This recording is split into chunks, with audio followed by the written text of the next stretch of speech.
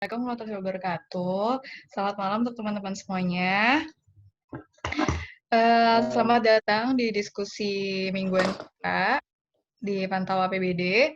Hari ini kita kedatangan narasumber, yaitu Bu Zita Anjani selaku Wakil Ketua DPRD DKI Jakarta. Malam ini kita akan membahas diskusi tentang program Formula E yang tadinya akan diadakan di Jakarta. Nah, kita mau ngobrol-ngobrol nih sama Ibu Zita terkait penggunaan dana untuk penyelenggaraan Formula E. Diskusi malam ini judulnya Balap Pakai Uang Rakyat, Polemik Penyelenggaraan Formula E. Tentunya Mbak Zita nggak akan sendiri, akan ada yang memandu, yaitu Federico. Langsung aja kepada Federico, saya berikan waktu dan kesempatan. Ya, oke. Thank you Salma. Sekali lagi aku mau ucapin selamat datang buat Mbak Zita ke komunitas Pantau PBD. Ya, jadi aku akan membantu jalannya diskusi hari ini. Sebelumnya, untuk memulai aku akan menceritakan sedikit sih soal Formula E ini. Oke, aku akan share screen. Mungkin host bisa diizinkan untuk share screen-nya. Aku akan menceritakan sedikit sih terkait sejarah Formula E dari awal tahun lalu, mulai pembahasan sampai dengan hari ini gitu. Yang kemudian menjadi sebuah polemik lah, karena ini sudah berjalan sangat lama gitu. Oke. Iya. Udah bisa lihat semuanya? Sudah bisa lihat. Ya, bisa. Oke, iya, makasih Mbak. Oke, jadi aku akan mulai. Jadi awal pembahasan untuk Formula E ya, sebetulnya itu tuh sudah pernah disinggung sih. Ini berita tanggal 15 Mei tahun 2019 gitu. CEO Formula E sudah pernah menyinggung akan mengadakan gitu lomba balap Formula E di Jakarta gitu ya. Terus kemudian pada 14 Juli 2019 Gubernur Anies kemudian mengkonfirmasi hal ini gitu, bahwa Gubernur Anies sudah melakukan negosiasi gitu ya, terbang langsung ke New York untuk menuntaskan negosiasi tersebut dengan pengelola Formula E. Selanjutnya, Gubernur Anies juga mengklaim bahwa telah mendapatkan dukungan dari Presiden Jokowi terkait acara ini gitu ya.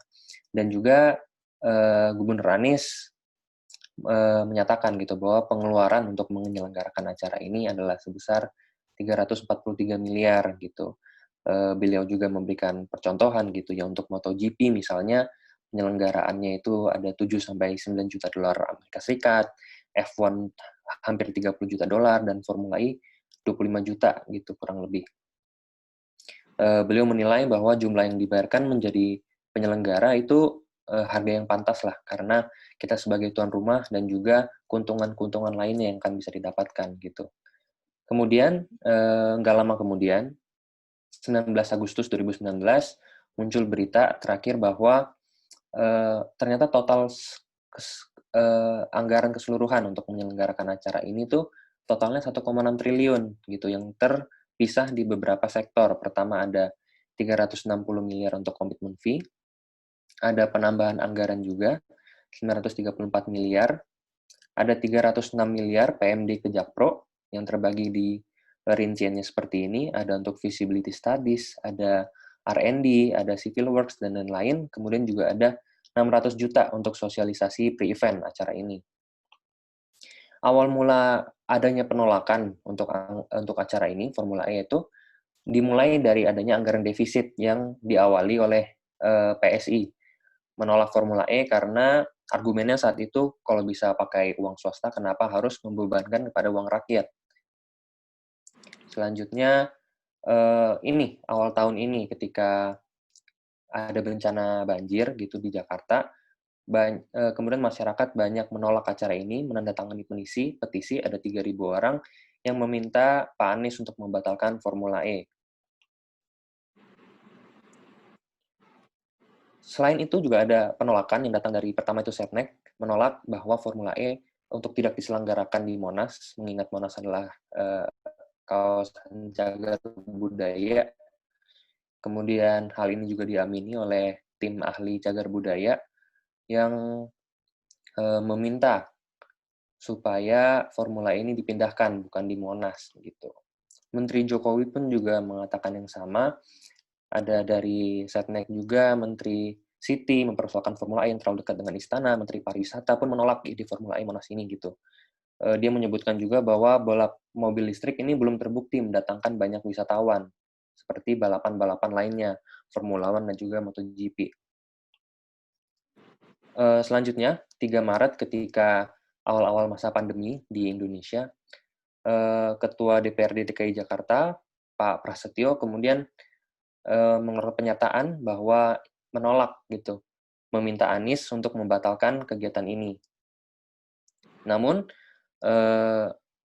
sebagai masyarakat awam gitu ya, kita pada bulan Maret gitu, kita mengetahui bahwa ternyata Pemprov DKI telah membayarkan komitmen fee Formula E sebesar 200 miliar untuk penyelenggaraan tahun 2021.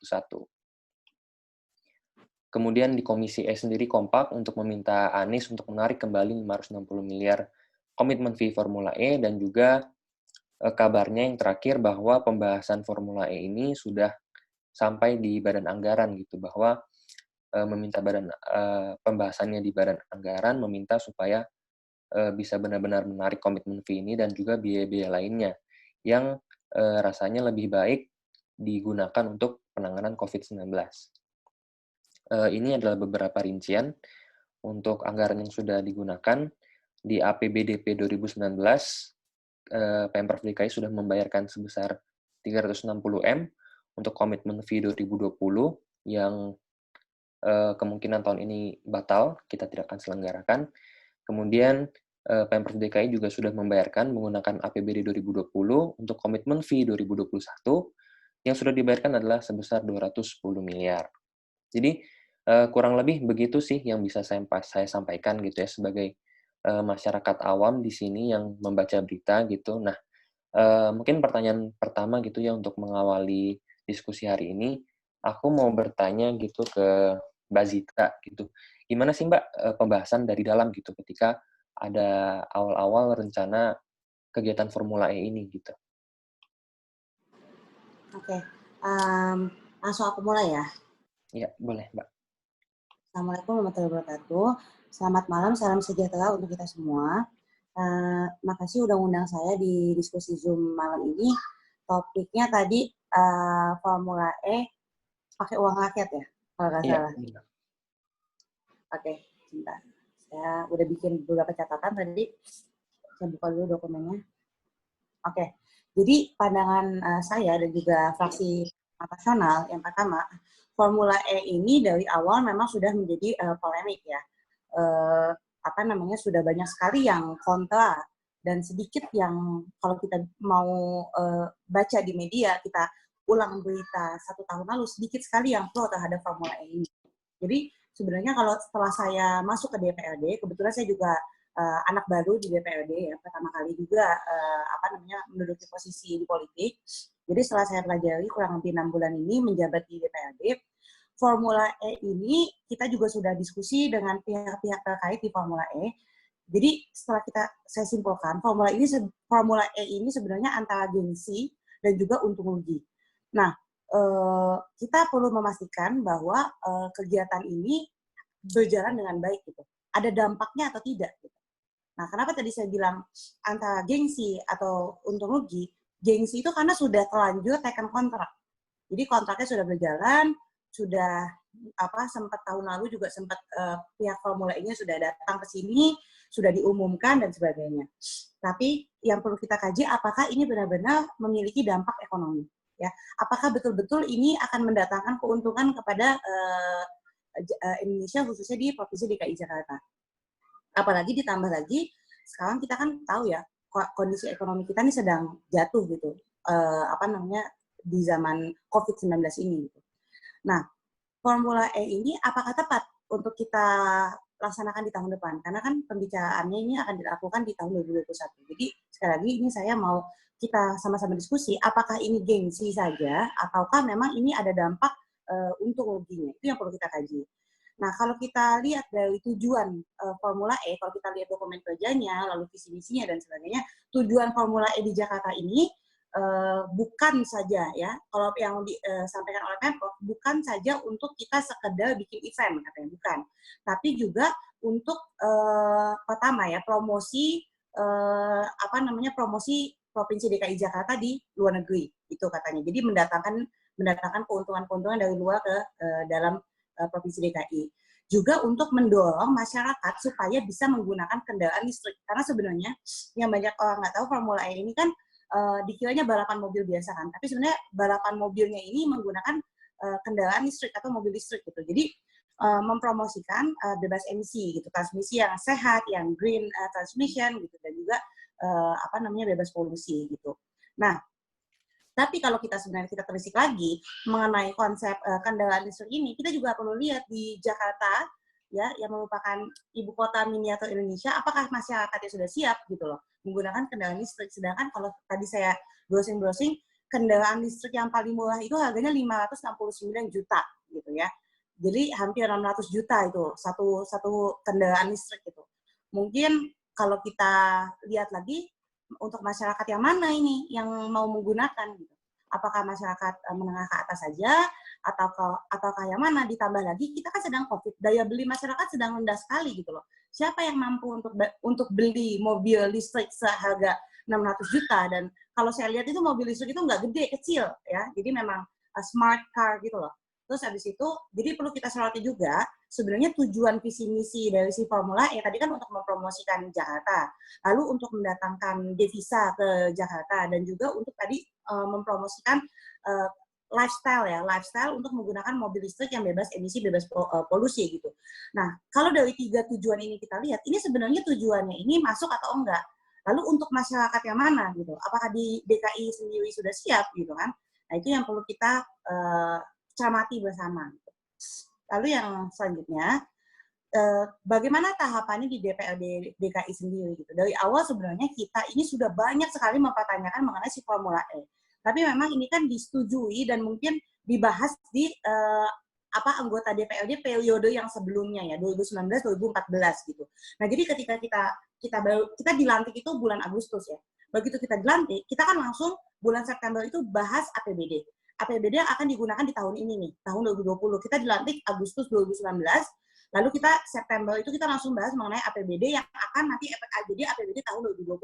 Nah, begitu itu dibahas, itu sudah masuk program, udah masuk untuk spending lah, government spending dari Pemprov DKI Jakarta. Jadi sangat sulit untuk bisa diapa-apain gitu, karena udah masuk dokumen kerja dan sebagainya. Jadi kita di komisi itu kita masih apatis nih, masih kayak mungkin ini baik, mungkin enggak gitu ya. Kita masih melaba-laba lah gitu kan. Nah, ketika itu akan dilaksanakan, kebetulan bulan Februari kan kita kan ada pandemi COVID-19 yang terpaksa itu harus ditunda gitu kan. Padahal sudah mulai itu bulan Januari Monas, makanya kan ada polemik Monas juga kan. Monas itu direvitalisasi.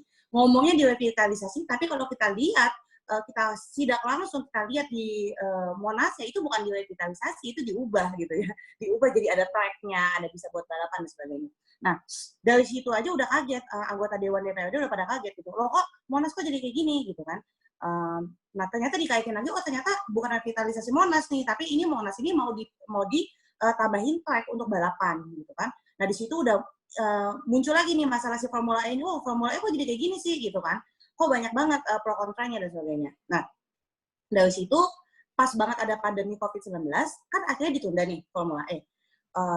Formula E ditunda, lalu kita mulai lagi nih ada rapat kerja. Jadi kita punya lebih banyak waktu untuk membahas gitu. Kalau sebelumnya sempit gitu kan, bulan September, Desember kita udah harus ketuk palu untuk anggaran 2020, jadi nggak ada waktu yang banyak untuk kita diskusi. Nah, karena ada COVID-19 ini, jadi COVID ini sebenarnya juga blessing in disguise gitu ya.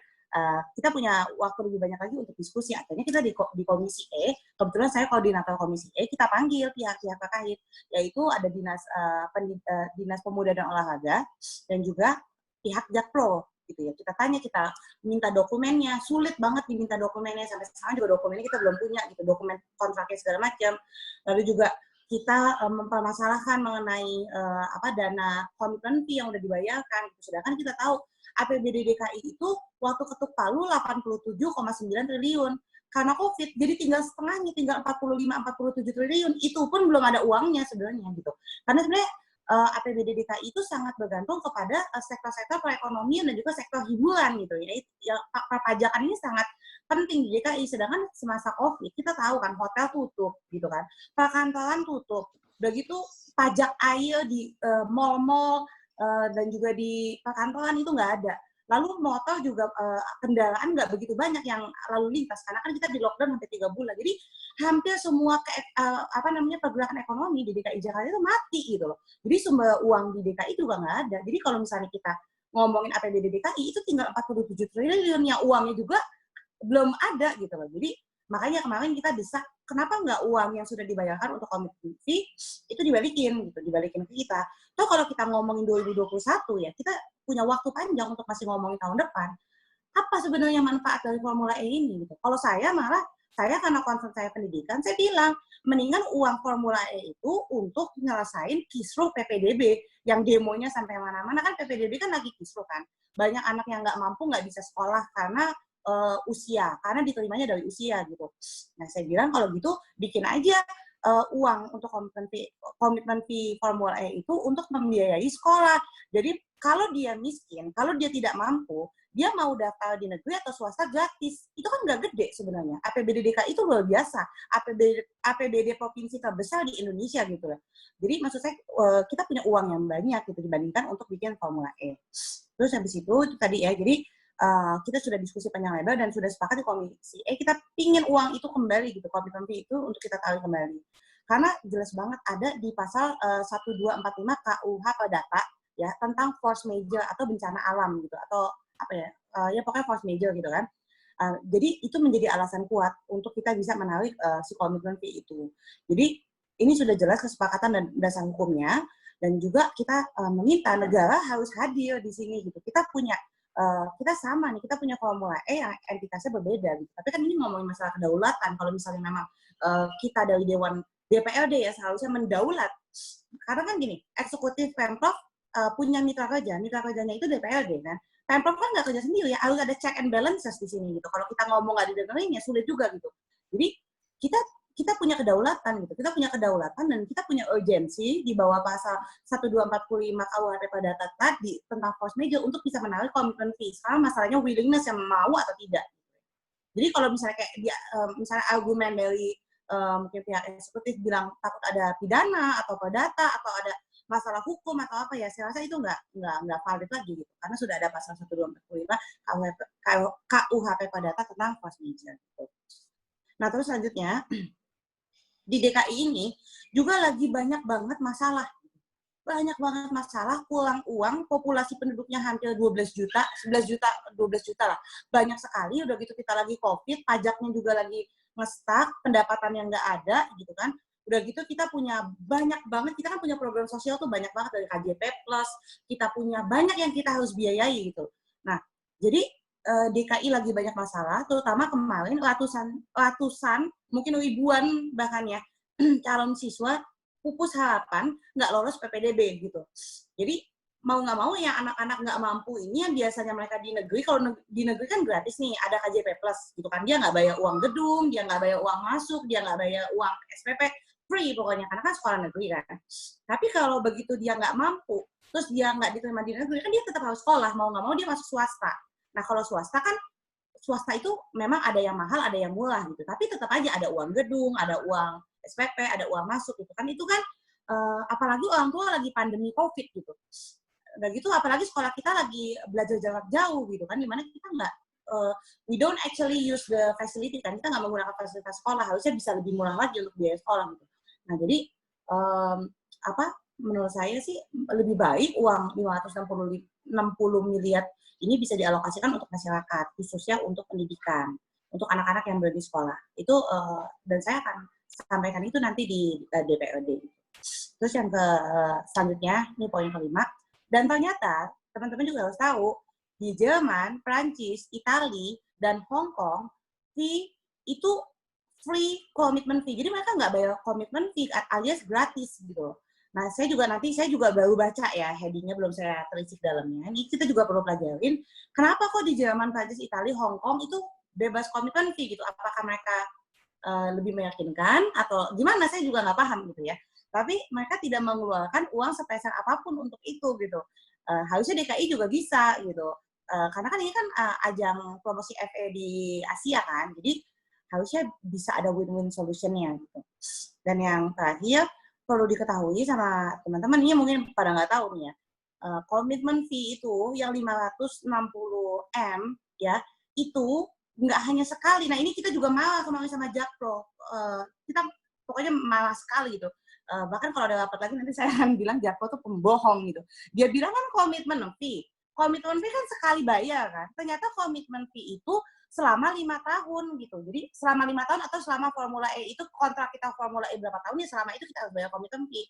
Jadi komitmen fee-nya itu naik 10% per tahun. Jadi kalau tahun ini 20 juta pound sterling, tahun 2021 naik 22 juta pound sterling. 2022 itu 24,2 pound sterling, 2023 26,6 juta pound, sampai seterusnya, sampai itu selesai. Jadi menurut saya ini bahaya banget gitu loh, bukannya untung malah nanti buntung gitu.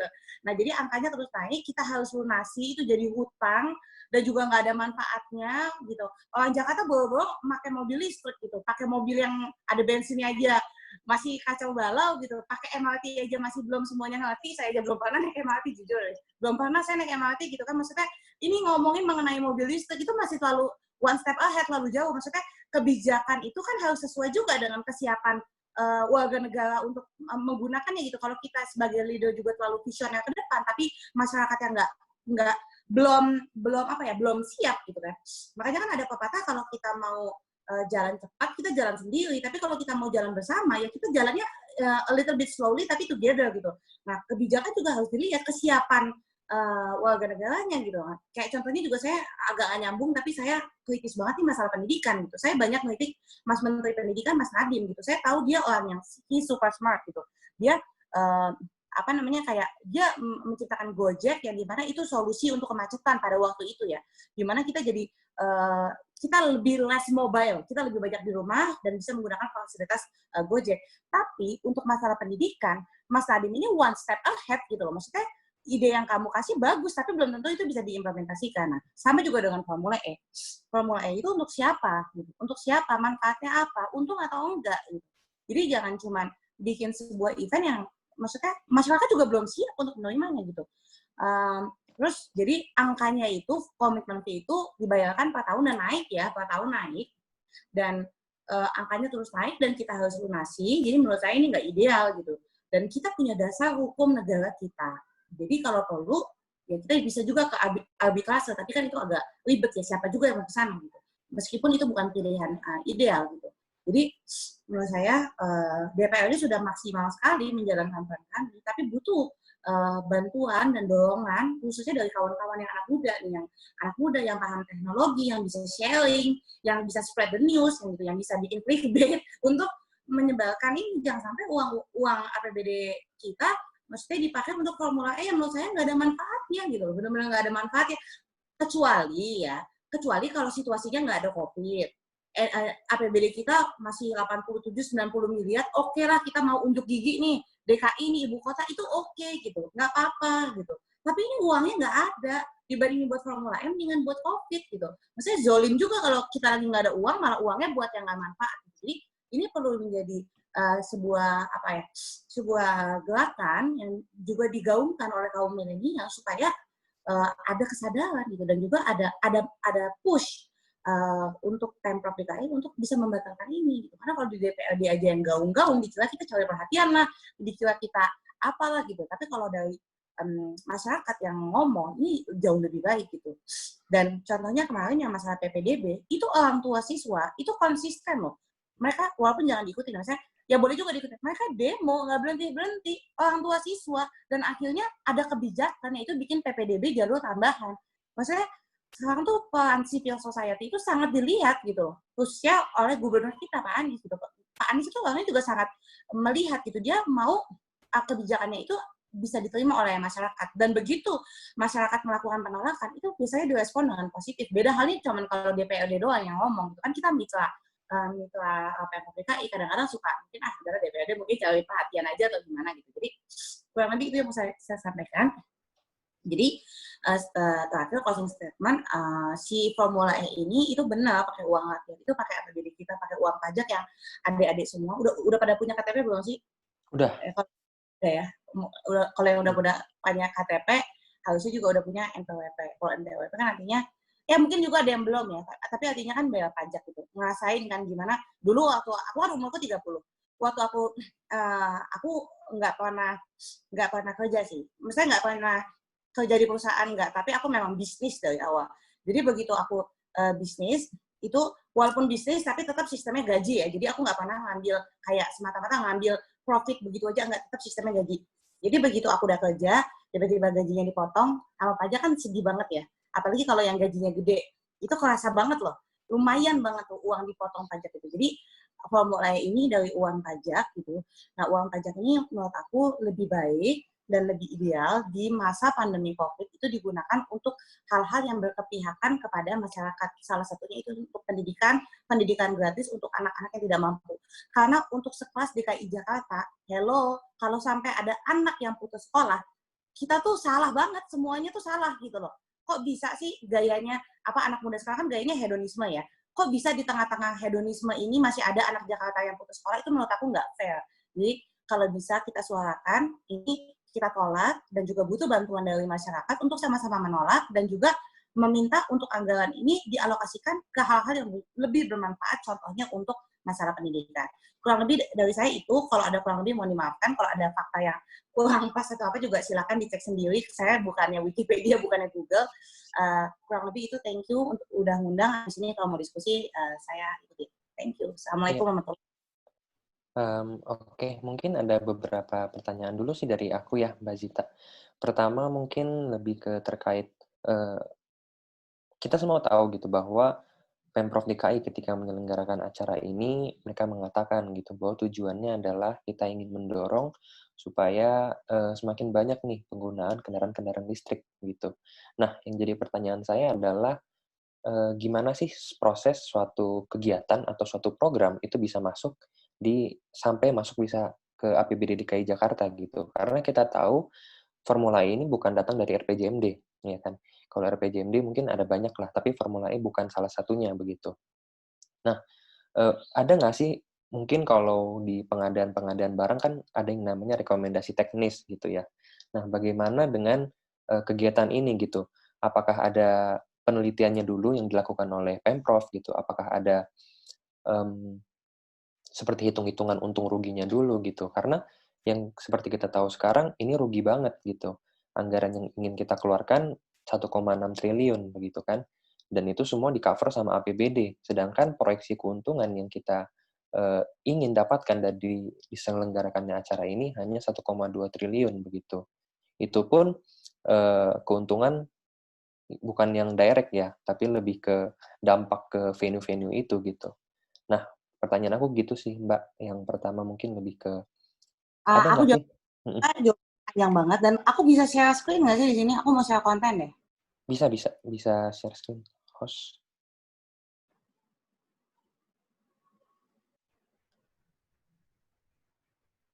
Nah ya, aku share screen dulu, ini penting banget soalnya. Siapa tahu kalian nanti ada yang mau jadi anggota DPRD. Dia tahu. Udah muncul belum? Udah muncul, Mbak. Oke. Jadi ini kalau kalian lihat, ini kan judulnya kan proses penyusunan APBD Provinsi DKI Jakarta ya. Nah, kalau kalian lihat, nanti siapa tahu kalian mau jadi anggota DPRD ke depannya gitu ya. Jadi ini penting banget, dan kalian harus paham. Jadi di DKI itu ya, kita kan yang menyusun semua anggaran itu pucuknya itu di Bapeda ya. Badan Perencanaan Daerah gitu, di Bapeda. Nah, jadi kalau kalian lihat di sini ada 46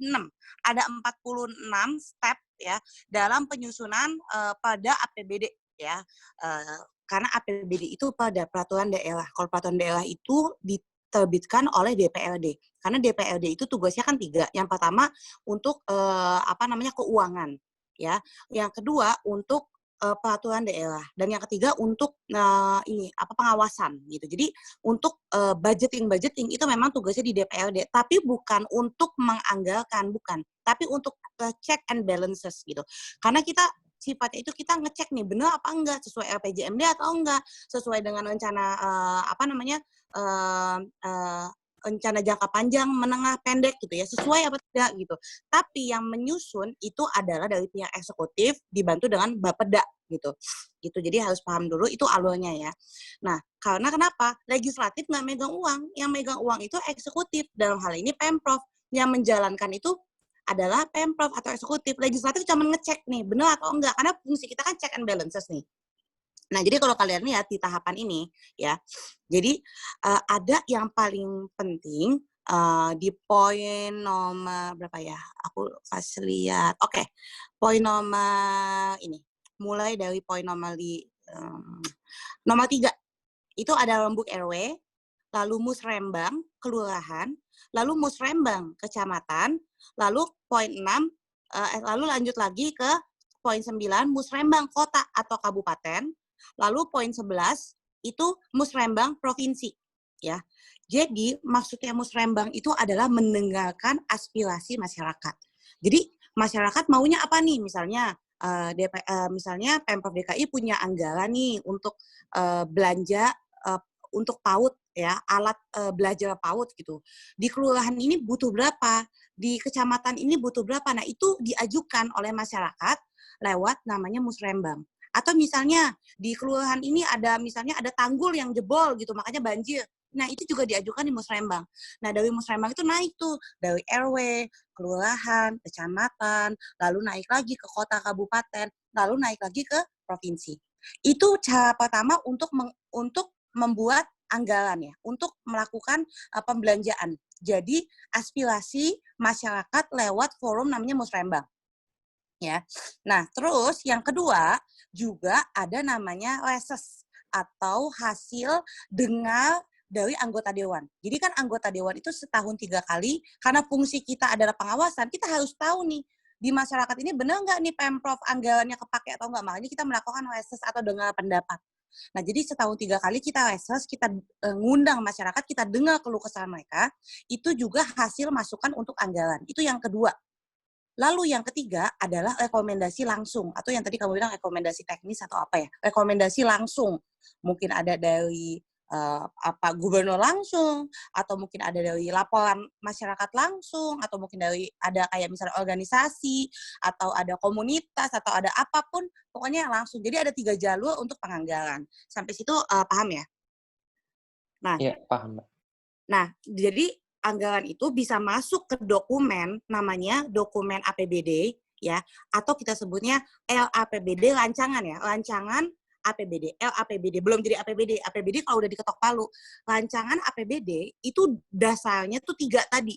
Kalau ibaratnya rumah tuh ada pondasinya, tiang-tiangnya itu ya tadi dari musrembang, lalu dari DPRD reses, dan yang ketiga itu dari langsung tadi. Nah, mungkin si Formula E ini itu langsung gitu loh.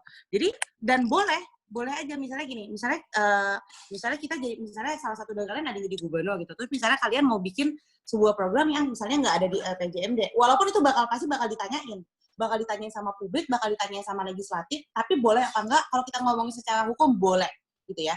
Tapi itu akan menjadi polemik ketika sesuatu yang kita rencanakan bertentangan dengan yang diinginkan oleh publik gitu. Otomatis aja contohnya misalnya nih ya, masalah Formula E gitu. Boleh aja misalnya kayak gubernur mau ngundang Formula E atau siapapun gitu, datang konser apapun boleh. Kalau secara hukum boleh gitu. Karena selain ada Perda kan diterbitin oleh DPRD, dia juga bisa ngeluarin Pergub.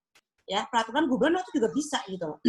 Nah, bisa aja, tapi itu akan menjadi polemik dan akan menjadi sorotan masyarakat ketika kebijakan itu nggak sesuai dengan maunya masyarakat gitu loh. Ini juga lagi heboh di DPRD DKI masalah reklamasi ini. Kan waktu zamannya Pak Ahok kan banyak ditolak. Ada yang pro dan ada yang kontra, itu wajar. Ada yang setuju, ada yang nggak setuju, oke.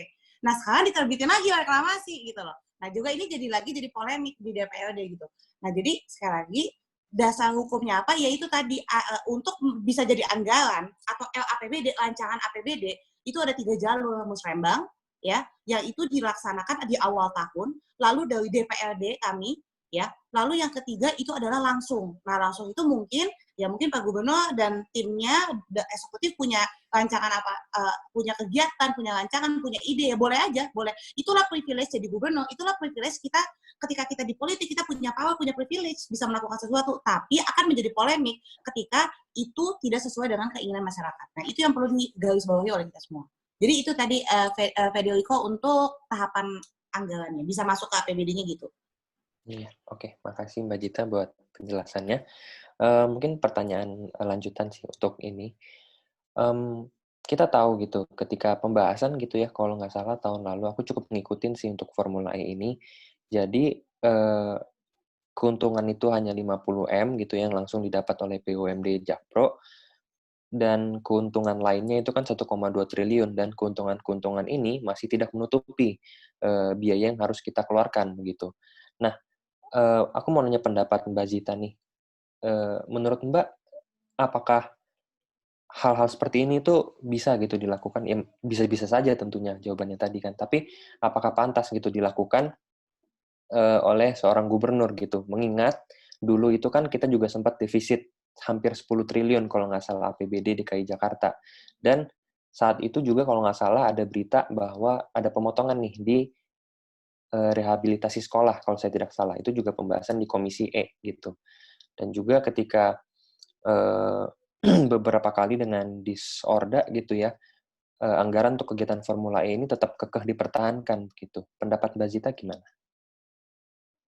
Oke, jadi kalau tadi bilang boleh apa enggak, boleh gitu. Karena secara aturan boleh gitu. Itu privilege-nya jadi gubernur gitu.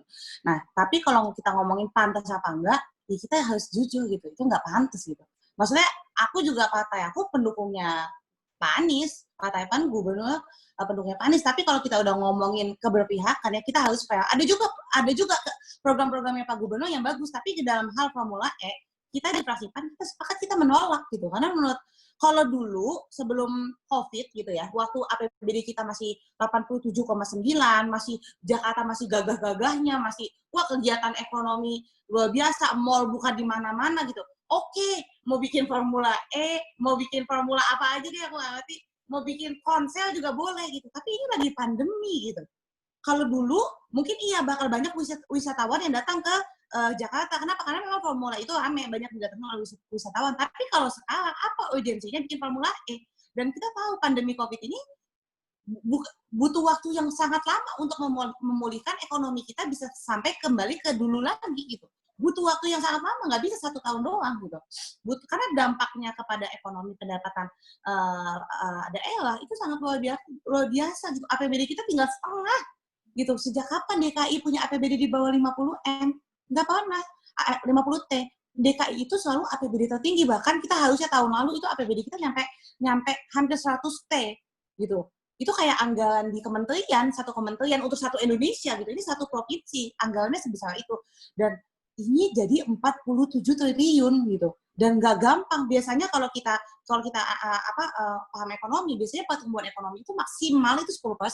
Jadi kalau misalnya kita punya APBD sekarang 47 triliun, ya paling naik mentok-mentok di 10% dari itu gitu. Nah, jadi menurut saya kalau sekarang kita ngomongin masalah Formula E, itu sangat-sangat nggak ada urgensinya gitu. Tapi sekali lagi kalau kita mau, karena saya nggak bisa ngomongin saya, walaupun saya wakil rakyat, tapi DPRD itu punya keterbatasan gitu. Kita bisa aja kayak, makanya kan sebenarnya tujuan berpolitik itu kan untuk ngomong kan, untuk kalau setuju kita dukung, kalau nggak setuju kita tolak gitu. Karena parlemen kan paling ngomong kan. Jadi DPR boleh aja ngomong cuap-cuap apa segala macam, tapi Pemprov boleh milih untuk mendengarkan dan atau tidak mendengarkan. Karena secara hukum ya nggak ada yang bisa membatalkan itu kecuali itu datangnya dari masyarakat. Persis kayak kasus PPDB kemarin nih, itu kan bikin kebijakan Pemprov yang masuk sekolah dinilainya lewat usia. Jadi dan yang aneh Menteri Pendidikan kita Mas Nadiem Makarim dia dipilih oleh Pak Jokowi karena dia usia muda. Dia merepresentasikan milenial dan dia merepresentasikan anak muda yang pintar. Sedangkan kebijakan kementerian, jangan salah ya, kebijakan Pemprov DKI itu juga dari atas loh. Dari atas itu maksudnya di Permendikbud 44 itu untuk masuk sekolah itu dinilai dari usia gitu. Dan ketika Mas Nadiem dipilih jadi menteri dengan usia yang muda melambangkan milenial, masih ada loh di DKI Jakarta masuk sekolah dilihat dari usia gitu loh. Jadi usia, jadi kalau kalian sekarang masuk SMA sekarang temannya tuh usia 20 tahun gitu. Yang udah kayak bukannya harus yang SMA tapi ke KUA gitu. Jadi udah punya KTP, udah bisa nyoblos gitu kan. Jadi ya makanya ini juga jadi polemik gitu. Jadi sekali lagi kalau mau ngebatalin gitu ya, kalau DPR dia sudah cuap-cuap banget gitu. Tapi keputusan kembali ke Pemprov DKI gitu. Mau batalin atau enggak. Kalau mau push yang lebih besar lagi ya menggunakan suara massa gitu kan. Menggunakan suara anak muda, suara massa gitu. Suarakan ini gitu karena sekali lagi DPRD nggak bisa ngebatalin, nggak bisa kita ngebatalin. Tapi kita bisa nanti ya untuk tidak menganggalkan lagi. Gitu. Membatalkan sih tidak, tapi kita bisa dan itu yang akan kita lakukan. Kita tidak akan, kalau semuanya sepakat ya di DPRD, kalau fraksi PAN udah pasti nolak. Kita tidak akan menganggalkan untuk Formula E lagi. Tidak, gitu ya. Kalau mau Formula E ya sana aja cari swasta. Nah, cari swasta, pendanaan dari swasta. Silahkan, nggak apa-apa. Mau bikin Formula E setahun 3 kali juga nggak apa-apa. Tapi dari swasta. Dan uang yang sudah dikeluarkan untuk Formula E itu sampai hari ini 360 M dari totalnya 560 miliar komitmen fee yang sudah dibayarkan 360 miliar untuk komitmen fee dan juga kita ada biaya penyelenggaraan yang banyak orang nggak tahu. Biaya penyelenggaraan itu 934 miliar. Jadi totalnya itu formula itu bisa habis 1,2, 1,3 triliun. Penyelenggaraan itu apa ya untuk Monas lah, bikin track balapan apa segala macam. Nah itu salah satunya itu. Jadi ini bisa aja batal, bisa banget batal. Asal banyak yang menyuarakan. Karena Pak Anies itu tipe pemimpin yang dia positif, dia mendengarkan gitu. Kalau banyak yang kontra, dia nggak, he's not willing to take the risk gitu. Jadi menurut saya ini sesuatu yang harus disuarakan. Kalau mau ini gagal, mau digagalkan lah, mau ditiadakan lah untuk kebaikan bersama. Gitu. Baik, terima kasih Mbak Zita buat jawabannya. Mungkin pertanyaan terakhir aku sebelum kita buka lempar ke audiens ya. Aku mau nanya soal sikap terakhir nih dari DPRD, terutama Komisi E ya, selaku mitra kerja yang langsung berhadapan dengan Dinas Orda gitu, dan juga mungkin ada di Komisi B juga ya, yang bareng BUMD Jakpro gitu. Gimana sih sikap terakhir ini dari DPRD untuk pertama mengenai komitmen fee yang sudah dibayarkan, dan juga penyelenggaraan Formula E ke depannya gitu. Apakah mungkin nantinya 2021 ada strategi khusus gitu untuk mengadakan lomba balap di tengah pandemi, gimana gitu? Yang aku mau tanyakan mungkin lebih ke sikap sih di DPRD dan juga mungkin Mbak Zita di Komisi E begitu. Jadi kalau Formula E itu Pio di bawah Komisi E dan juga tentunya nanti di Banggal ya. Banggal itu kan di keuangan DPRD. Nah, kebetulan aku kan koordinator Komisi E. Jadi tentunya kita akan bikin strategi untuk bagaimana ini nggak lolos di APBDP nih yang paling dekat, di anggaran perubahan. Jadi kan setahun tuh kita bisa menganggarkan 2 kali. Pertama untuk anggaran murni, yang kedua di tengah-tengah tahun nih di APBDP. Kadang-kadang kan misalnya kayak tadinya ada mau belanja ini, ternyata nggak jadi, mau ganti ini atau mau tambah ini, kan itu ada namanya di anggaran perubahan. Nah, nanti di APBDP, kalau ada pengajuan komitmen fee, dan tolong bantu saya juga sama-sama ngecek ya, cross-check ya, karena biasanya anak-anak muda tuh jago ngecek-ngecekin. Kan kalian juga, pantau APBD ya kalian? Iya, benar. Pantau APBD kan, jadi saya juga nunggu nih laporan dari APBD. Karena biasanya yang cepet tuh kayak gitu-gitu, anak-anak milenial tuh cepet banget ngecek-ngecek. Karena APBD kan gede bukunya. Kayak, apalagi kita Komisi E paling gede segini bukunya gitu. Jadi aku tuh juga kalau baca itu juga pusing gitu. Jadi butuh anak-anak, aku bahkan sempat ya niat banget yang tahun lalu, tapi waktunya tuh sedikit banget gitu. Sampai sempat hire profesional sih, dan menurut aku harusnya nggak mesti kayak gitu sih. Gitu. Bisa kita menggunakan anak-anak muda untuk membantu ngecek gitu. Nah jadi kita akan tolak itu untuk masuk ke APBDP karena kan komitmen fee-nya kan belum lunas gitu kan, belum lunas nih gitu. Terus juga mungkin ada pengerjaan penyelenggaraan yang harus dianggarkan, kita tolak nanti gitu, ditolak nanti di APBD 2021. APBD 2021 itu kan bulan September atau biasanya akhir tahun deh, akhir tahun.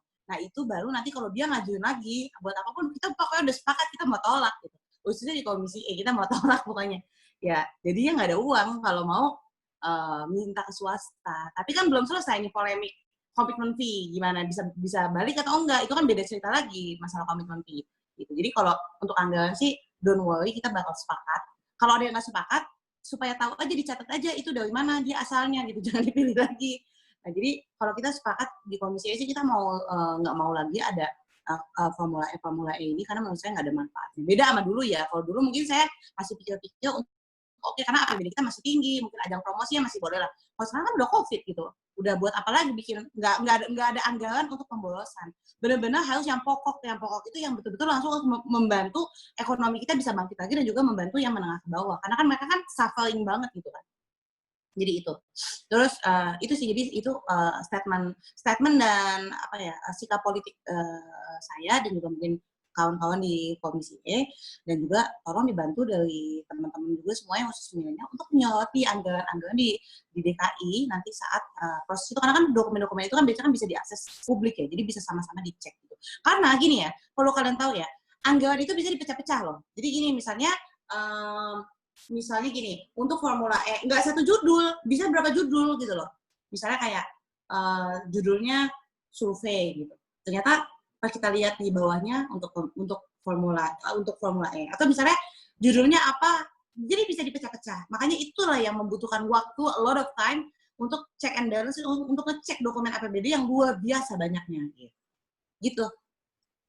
Ya, oke. Terima kasih Mbak Zita. Aku akan sekarang membacakan beberapa pertanyaan ya. Ini udah ada beberapa di kolom chat. Pertama dari Bapak Doni Wiguna. Iya, ini pertanyaannya, berdasarkan Undang-Undang Nomor 23 Tahun 2014, itu Undang-Undang Pemerintahan Daerah, kalau saya tidak salah, apakah langkah Gubernur Anies Baswedan dapat dikategorikan sebagai pelanggaran sumpah jabatan? Maka atas dasar UU bisa diajukan pemberhentian gubernur. Melanggar sumpah jabatan tidak berbakti kepada masyarakat, nusa, dan bangsa adalah pelanggaran yang serius. Tanggapannya, Mbak Zita. Kalau PSI khas pertanyaannya. Boleh aja, sah-sah aja. Kita kan berdemokrasi, siapapun boleh ngomong apapun. Nah, tapi kalau kita mau ngomongin realistik, tadi yang saya bilang, susah banget gitu. Karena, sekali lagi, ketika kalian punya power, once you have power, kalian punya posisi, apalagi sekelas eksekutif itu sama legislatif beda. Legislatif itu cuma bisa cuap-cuap doang kadang-kadang. Makanya kita disebut parlemen, because tugas kita tuh ngomong gitu. Untuk ngelitik, kalau ada yang nggak benar, kita ngomong gitu.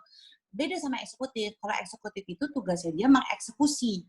Jadi yang punya anggaran dia, yang punya tim kajian hukum lengkap dia gitu. Jadi kan ada biro hukum di eksekutif, sulit banget gitu. Jadi pasti semua kebijakannya dikeluarkan oleh gubernur, apalagi gubernur Jakarta yang kita tahu Pemprov itu luar biasa banget birokrasinya, semua kajian dia punya.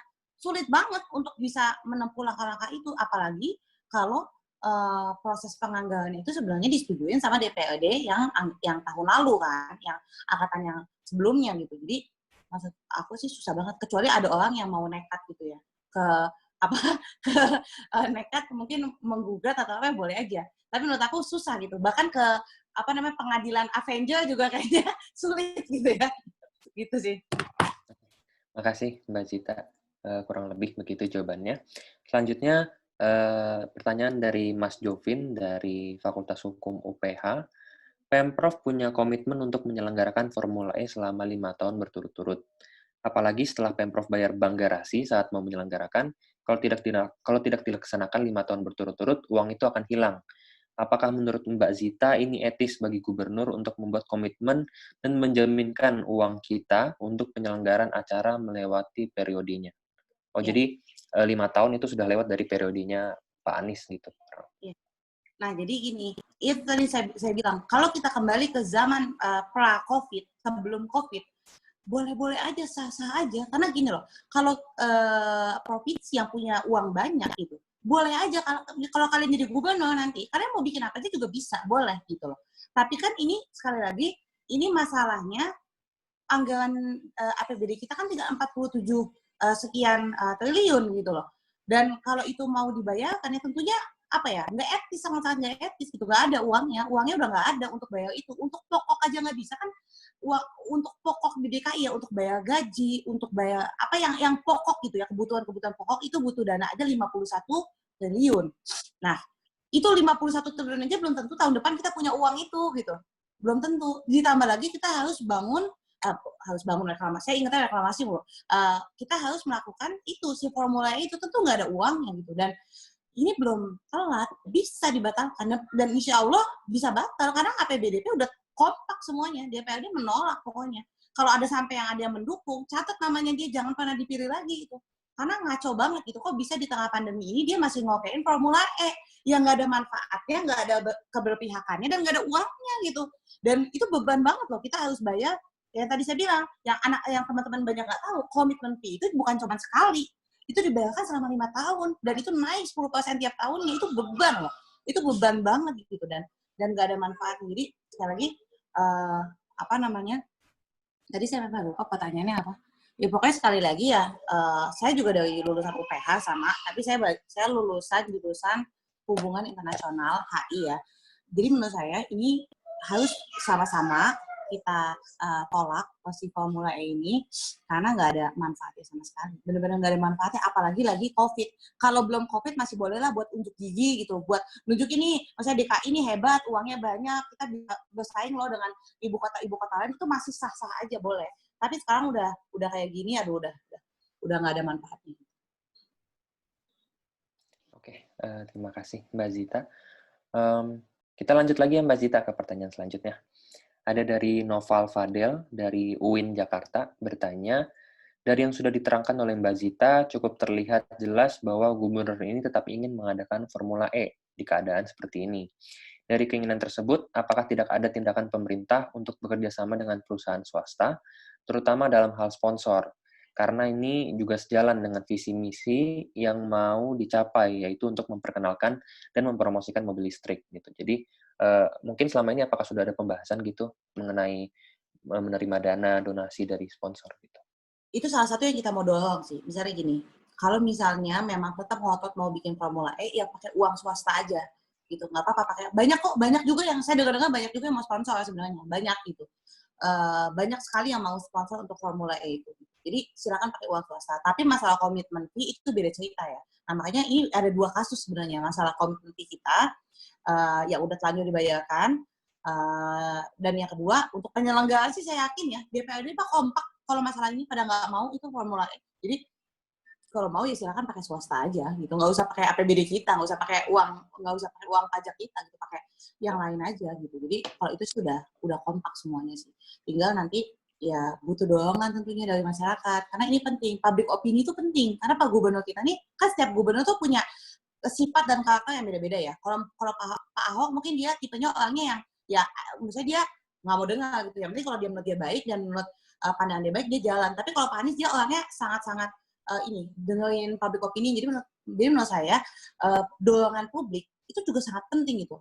Tadi saya balik lagi ya, contohnya ke kasus PPDB 2020. Itu kan udah ada pergubnya. Udah ada pergub, PPDB itu dibuka 3, yang utama tuh jalurnya 3 ya. Afirmasi untuk yang nggak mampu, zonasi untuk yang tinggal dekat rumah, yang terakhir itu yang untuk prestasi gitu. Tiba-tiba karena demonya nggak berhenti-berhenti, dan yang demo tuh orang tua siswa maunya apa sih? Mereka juga nggak minta uang, nggak minta apa-apa. Kan mereka cuma minta just keadilan doang kan. Karena mereka demonya nggak berhenti-berhenti, sampai ngotot ke Komisi 10 DPR. Ini lagi demo lagi hari ini ke Istana. Udah macam-macam demonya. Akhirnya diterbitin lagi pergub baru. Pergub revisi, bayangin loh. Bisa gitu loh, pergub revisi. Nah, jadi maksud saya ini juga bukannya nggak mungkin loh. Kalau kita ngotot, minta ini ditolak, mungkin bisa banget ditolak gitu. Tapi tinggal nanti yang kedua kita perjuangin masalah komitmen fee gitu. Kalau udah ditolak, ya kan komitmen fee udah dibayarin, itu gimana tuh nasibnya gitu. Apakah bisa dibalikin, apa gimana gitu. Kayak gitu. Terima kasih Mbak Zita. Oke, kita buka sesi pertanyaan jawabnya. Bagi teman-teman yang ingin bertanya langsung bisa membuka kamera dan langsung unmute aja. Iya, Asmi. Silakan Muhammad Asmi. Ya, Assalamualaikum warahmatullahi wabarakatuh. Selamat malam, Mbak Zita. Aku Azmi pengen bertanya terkait jadi aku tak sempat buka dari website Formula E itu sendiri kan, bahwa kan komitmen fee dari Pemprov DKI kepada penyelenggaraan Formula E itu kan selama 2 tahun, 2020 dan 2021. Sementara aku melihat dan ada beritanya juga bahwa di tahun 2021 pun pihak penyelenggara Formula E itu belum tahu untuk menyelenggarakan Formula E atau enggak. Jadi kan 2020 udah pasti enggak nih, diundur 2021. Tapi di 2021 pun si penyelenggara resminya ini juga dia nggak mencantumkan atau nggak menjadwalkan adanya penyelenggara Formula E di tahun itu. Nah, lalu bagaimana tuh artinya komitmen fee yang telah dibayarkan oleh Pemprov DKI kepada Formula E itu sendiri, apakah ketika 2020 dan 2021 komitmen fee yang diperuntukkan untuk penyelenggara Formula E tahun 2020 dan 2021 itu diundur dua-duanya, apakah nanti akan jadi 2022 dan 2023 atau bagaimana? Dan bagaimana salah satu lagi Mbak, sama bagaimana langkah dari DPRD sendiri ketika misalnya komitmen fee tersebut yang telah dibayarkan oleh Pemprov DKI kepada Formula E nggak bisa ditarik. Apa nih langkah-langkah dari DPRD untuk solusinya gitu, Mbak, jalan tengahnya bersama Pemprov? Itu sih, Mbak. Terima kasih. Ya, terima kasih Muhammad Asmi. Oke, aku persilakan Mbak Zita. Halo Mbak Zita, maaf mungkin masih ke mute. Oke. Iya. Justru nanti saya akan butuh masukan dari kalian ya, pantau APBD untuk langkah-langkah hukumnya. Jadi gini, kalau di DPRD ya, tadi saya bilang kita tuh udah sepakat akan menolak penganggaran apapun ya, mau itu di APBDP atau itu di APBD 2021, kita akan tolak. Jadi dari segi fungsi kita sebagai legislatif, yaitu budgeting, kita sudah menjalankan, kita akan tolak gitu kan. Nah, masalah untuk komitmen fee, nanti juga tolong bantu analisa secara hukum ya. Kita sih udah nuntut gitu loh, udah nuntut si komitmen fee ini balik gitu, tapi saya belum mengkaji secara hukum langkah-langkah apa yang bisa dilakukan untuk ngebuat ini uang balik ke kita gitu loh. Karena gini loh posisinya, kalau kita nggak menganggarkan, ya ini formulanya tetap bisa jalan apa? Pakai swasta, karena saya bilang tadi banyak banget swasta yang minat gitu loh untuk ini gitu. Kenapa? Karena saya ada informasi beberapa swasta mau menghandle ini gitu.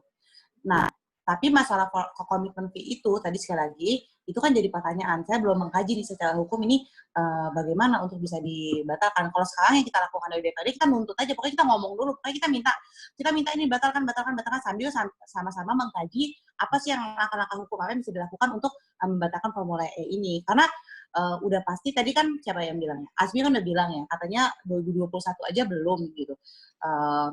Maksud saya ya kalau 2021 aja belum, buat apa dilanjutkan dan buat apa pakai uang APBD juga gitu kan, sayang mubazir gitu. Jadi yang penting nanti sama-sama saling mengkaji supaya langkah-langkah hukum apa yang bisa kita gunakan untuk bisa menarik si komitmen fee ini gitu.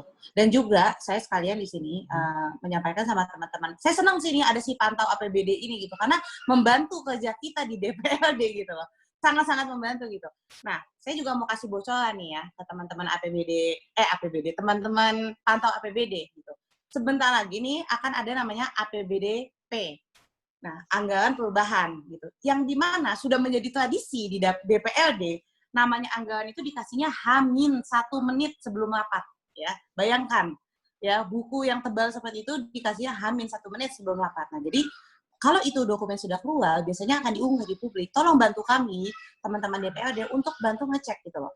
Di APBDP ini banyak sekali loh anggaran-anggaran yang di tengah COVID ini bukan anggaran prioritas, yang nggak ada hubungannya sama memberikan stimulus ekonomi ke UMKM. Karena di DKI ini kita butuh UMKM, kita butuh ekonomi kita berjalan. Kita nih ibu kota loh, kita miniatur Indonesia.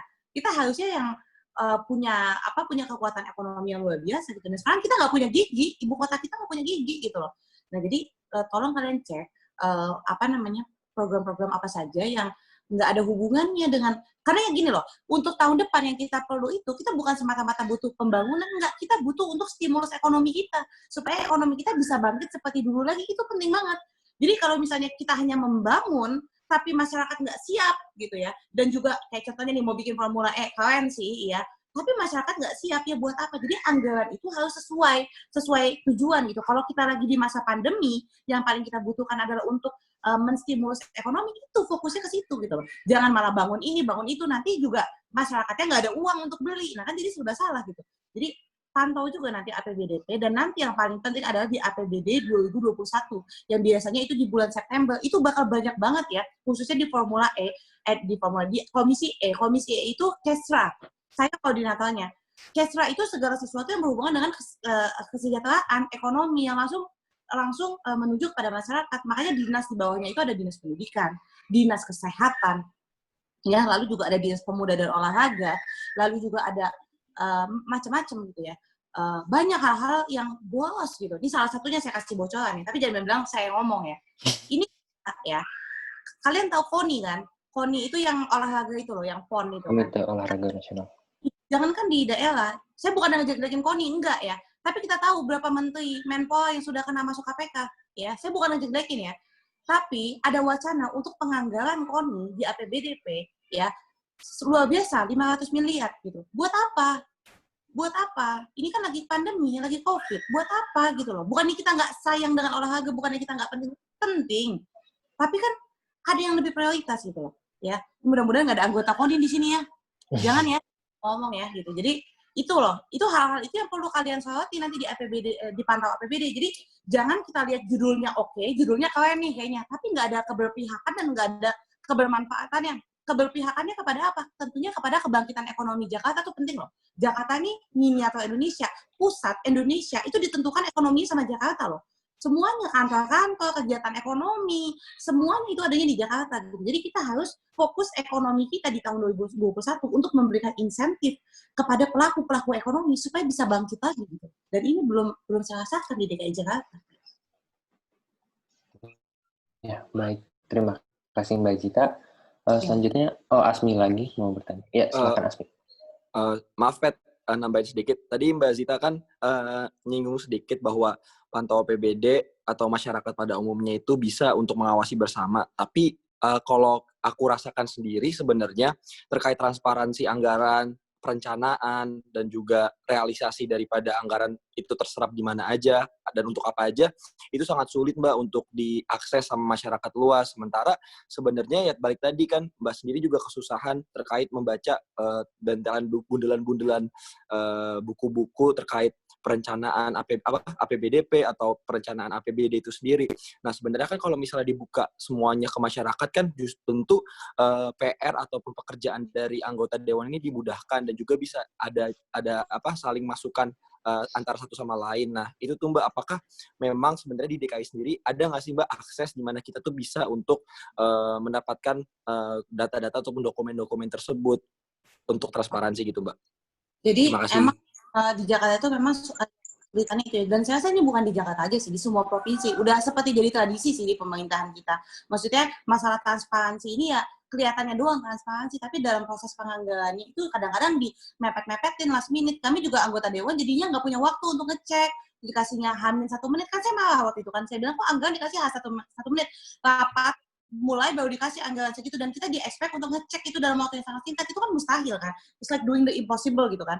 Nah, jadi nanti begitu APBDP dokumen yang saya terima, nanti saya share ke teman-teman pantau APBD, saya akan share gitu. Kalau kalian belum dapat dari online, nanti saya akan share dan itu sangat membantu saya gitu kan. Saya membantu saya jadi senang, bisa tidur malam. Kalau enggak kita begadang loh. Ya, itu Mbak maksudnya kayak gitu Mbak, maksudnya biar kayak gitu, jadi kita bisa saling membantu, kan ini juga uang kita juga dan uang Mbak juga gitu kan. Kalian mulai siap-siap. Kemarin saya sempat share juga ke beberapa ahli ekonomi, mereka aja kelabakan gitu, mereka kelabakan dengan jumlah sangat banyaknya gitu ya. Makanya kita kadang-kadang kalau udah bahas anggaran tuh sampai nggak tidur, sampai tidur di kantor, sampai nginep-nginep gitu, karena apalagi komisi E, komisiku gitu, itu luar biasa. Buku tebal, makanya disebutnya bantal Doraemon tuh adanya di komisi E, karena banyak banget itu anggaran-anggaran yang kita harus cek satu-satu. Kan kalau anggaran tuh gini loh, misalnya dinas pendidikan, ada berapa modul di bawahnya, itu baca satu, buka program, ketok iya atau tidak, kan kayak gitu, bayangin loh, ya kan, berapa ribu program yang ada di situ, dan kita harus satu-satu, jadi kadang-kadang kita lelah, dan iya doang gitu, iya doang, tapi alhamdulillah sih di angkatan DPRD yang sekarang itu anak-anaknya lebih kritis gitu, lebih kayak walaupun capek gitu. Ada loh, ini sih juga nggak ngejelekin ya, maksudnya mungkin dulu ya ada juga yang mungkin iya doang gitu, iya doang, udahlah gitu, saking stresnya, saking banyaknya, udahlah gitu kan.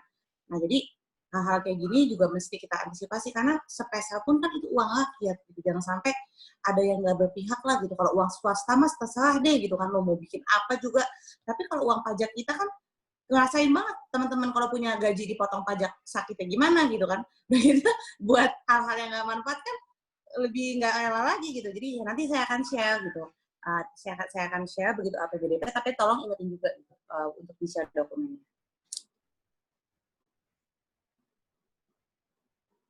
Siap, makasih Mbak Zita. Oke, selanjutnya ada dari Faizal. Ya, Faizal, silahkan. Assalamualaikum Mbak Zita, saya mau bertanya terkait waktu itu kan sempat ada kisruh revitalisasi Monas antara Pemprov DKI dengan Setnek. Nah itu kan katanya waktu itu pas awal-awal Pemprov DKI katanya bilang menabrak aturan Setnek karena revitalisasi Monas itu kan adanya di tangan Setnek ya untuk keputusannya itu di Kepres tahun 95 kalau nggak salah. Dan aku mau nanya dari tanggapan dari Mbak Zita sendiri bagaimana terkait Pemprov DKI yang dikiranya merabrak aturan keputusan Setnek terkait revitalisasi Monas dan anggarannya pun juga luar biasa sih. Dan mengapa dan sekarang bagaimana kelanjutan revitalisasi tersebut? Seperti itu. Terima kasih. Karena untuk revitalisasi Monas itu sudah dianggarkan, jadi tetap jalan. Jadi kalau kalian lihat Monas sekarang ya masih direvitalisasi gitu. Kalau kalian lihat sekarang Monas, ya aku nggak bilang lebih jelek sih, ya bagus juga sih gitu kan. Cuman kalau kalian lihat ya ada tracknya sekarang kayak bisa buat balapan mobil gitu. Untuk si Formula E ini gitu. Memang sempat kemarin debat panjang gitu. Debat panjang dan kita juga dari Fasipan kita sempat nggak sepakat. Pantuk bukan nggak sepakat Monas direvitalisasi. Monas itu namanya cagar budaya, itu harus dirawat. Kalau enggak, kita nggak mensyukuri warisan budaya gitu ya. Tapi juga bukan berarti pohonnya ditebang-tebangin. Nah, kemarin itu yang kita marah banget, pohon ditebangin. Zaman sekarang aja, kalau kalian nebang pohon di rumah kalian, itu ketahuan dinas kehutanan, kalian bisa dikenain pasal-pasal loh. Nah, ini motong pohon banyak banget di Monas gitu. Nah, itu yang bikin kita marah gitu kan. Apalagi di Monas itu kan, ini pohon-pohonnya itu misalnya ada dubes mana datang, atau ada tokoh mana datang ke Jakarta, lalu dia nanamnya di Monas. Jadi itu pohon-pohon itu bersejarah gitu. Itu yang kita kemarin malah luar biasa. Dari DPRD kok bisa sih Monas itu kayak gitu loh, dibuat jadi gundul gitu walaupun katanya nanti akan ditanam pohon lagi. Itu kan katanya gitu ya. Nah, makanya juga itu pentingnya kita saling betul-betul mengawasi. Contoh masalah revitalisasi Monas. Nanti di anggaran itu judulnya revitalisasi Monas. Terus nanti di sub judulnya itu misalnya judulnya kayak survei atau konsultan gitu. Tapi nanti di dalamnya macam-macam lagi. Jadi kadang-kadang kita DPRD karena terlalu sempit waktu dan dokumennya banyak, kita cuma lihat judulnya doang gitu. Oh, judulnya revitalisasi Monas. Oh, artinya kalau revitalisasi kan cuma yang mungkin pagarnya dicat, yang udah jelek-jelek ditambel gitu kan. Jalannya udah bolong diperbaiki. Tapi kita kadang-kadang nggak ngecek ke dalam. Nah, ternyata revitalisasi Monas itu cukup luar biasa dampaknya mengubah Monas dan bahkan ada pemotongan pohon. Nah, itulah butuhnya kejelian dalam ngecek anggaran gitu.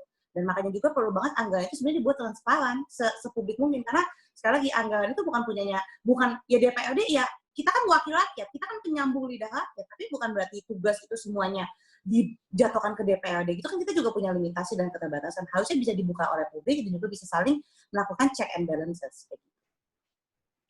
Oke. Terima kasih Mbak Zita untuk jawabannya. Apakah ada teman-teman yang ingin bertanya lagi? Kalau tidak, nggak apa-apa. Mungkin kita nggak terasa udah hampir 1,5 jam. Mungkin sebagai pertanyaan terakhir gitu ya untuk Mbak Zita gitu. Tadi juga Mbak Zita sudah singgung gitu ya, sekarang lagi ada pembahasan APBDP 2020 dan juga APBD 2021 gitu. Nah, kami dari Pantau APBD cukup penasaran sih bagaimana kondisi pembahasan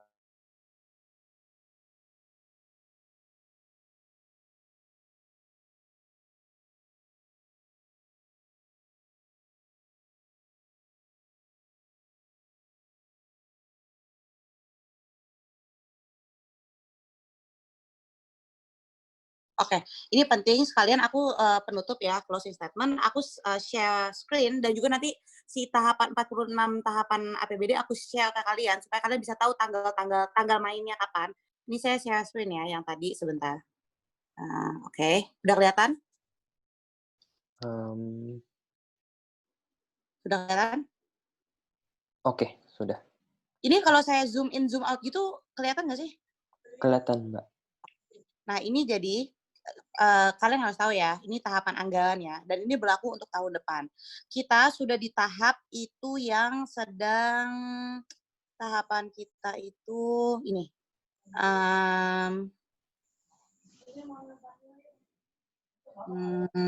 Ini di tahap ke-15, 16 ya. Jadi Musrembang sudah selesai. Sekarang sedang penyusunan LKPD. Kalau kalian tahu, LKPD itu adalah sebelum jadi KUA PPAS. Pasti kalau pantau APBD udah tahu namanya KUA PPAS. KUA PPAS itu adalah cikal bakal dari APBD. Ya, mohon maaf, cikal bakal dari LAPBD. Ya, jadi sebelum jadi rancangan APBD, itu cikal bakalnya namanya si KUA PPAS. Nah, LKPD ini dokumen teknis. Jadi dokumen teknis untuk melengkapi si KUA PPAS gitu. Nah, jadi ini tahapan APBD kita untuk yang tahun 2021 udah sampai sini nih di LKPD. LKPD itu harusnya bisa juga diakses oleh umum. Dan saya sendiri sebagai anggota Dewan dan sebagai wakil pimpinan, saya belum terima sampai hari ini dokumen LKPD. Jadi ini saya juga sedih sih sebenarnya. Saya belum terima ini di dokumen LKPD. Kenapa? Karena kalau sudah jadi KUA PPAS, itu kita mau ubah-ubah tuh sulit gitu. Kita mau sulit gitu. Kita justru harus pelajaran dari LKPD-nya. Dari alur perencanaannya gitu. Ini belum kita terima nih si LKPD ini. Lalu nanti setelah jadi LKPD baru dilempar ke DPRD. Yaitu kalau kalian lihat di tahapan kalau nggak salah ya, ini di tahapan 32 nih. 32 kesepakatan KUA PPAS ya. Ini kesepakatan KUA PPAS lalu di poin 30 31 itu baru biasanya akan dibuka ke publik. Itu pun kemarin kan nggak dibuka kan. Jadi kan polemik kan gitu. Nanti di tahapan 30 31 32 kalau saya udah dapat dokumen KUA PPAS-nya saya akan share ke teman-teman pantau APBD supaya bisa membantu kami anggota dewan untuk ngecek juga gitu. Nah, jadi kalau di KUA PPAS itu ada judul-judul. Jadi misalnya revitalisasi Monas, lalu formula itu hanya judul aja gitu. Dan tugas kita sebagai dewan itu sebenarnya ngeceknya judulnya aja. Nanti setelah KUA PPAS, kalau kita lihat lagi di tahapan-tahapan selanjutnya itu ada namanya rancangan APBD. Di rancangan APBD lah baru di situ nanti ada detail-detailnya. Ya, detail-detailnya, poin-poin anggarannya. Misalnya kalau kita klik revitalisasi Monas, di bawahnya tuh ada tuh apa aja sih item-itemnya. Nah, itu biasanya di LAPBD. Di LAPBD itu baru ada. Nah, tapi kemajuan yang dilakukan oleh teman-teman DPRD, walaupun waktunya singkat, dari KUA PPAS aja kita udah ngecek. Udah ngecek kita dari KUA PPAS. Ya, padahal KUA PPAS itu belum masuk detail ya. Baru judul aja, ya kan? Baru judul aja gitu. Tapi kita udah masuk detail gitu. Kita udah tahu ini misalnya untuk formula E detail bawahnya apa, kita udah mulai tahu di situ. Gitu. Mulai dari KUA PPAS. Nah, jadi tahapan anggaran ini nanti dokumennya silakan teman-teman pantau APBD bedah dan juga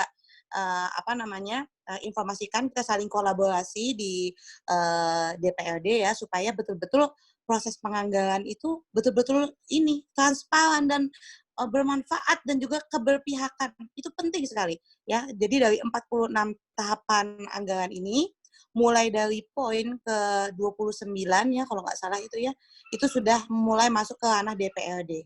Kita akan bahas di komisi-komisi, ada 5 komisi. Komisi A itu bagian pemerintahan, komisi B itu untuk bagian BUMD ya, BUMD itu biasanya di komisi B, komisi C, komisi keuangan, komisi D pembangunan, dan komisi E yang paling penting dengan anggaran terbesar adalah komisi saya yaitu komisi KESRA, Kesejahteraan Rakyat, di mana anggaran terbanyak adalah di komisi E dan juga anggarannya kecil-kecil kayak bolpen, kayak kemarin lem ibon itu ada di situ semua, kecil-kecil dan menjelimet gitu. Jadi nanti kita akan sharing dan saya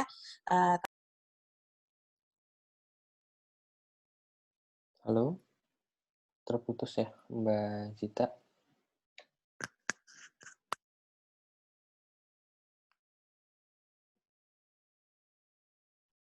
Mungkin kita akan tunggu beberapa saat sambil kita coba hubungi lagi Mbak Zita soal koneksi.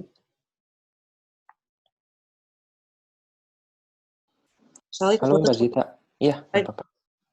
Closing statement, saya senang ya, dan saya berharap bukan hanya Pantau APBD, tapi banyak lagi anak-anak muda yang memanfaatkan waktunya, memanfaatkan kecerdasannya, dan juga tentunya semuanya ya, kapasitasnya dia sebagai individu dimanfaatkan, dikasih sumbangsi untuk negara Indonesia gitu. Karena kalau bukan kita ya siapa lagi? Dan mudah-mudahan semakin banyak anak-anak muda kayak Pantau APBD yang peduli dengan politik, yang nggak menutup mata terhadap politik, karena sekali lagi hidup kita tidak ditentukan semata-mata oleh politik, tapi politik bisa menentukan segala hal ya, mulai dari harga beras sampai kesempatan anak untuk sekolah sampai penyelenggaraan event seperti Formula E.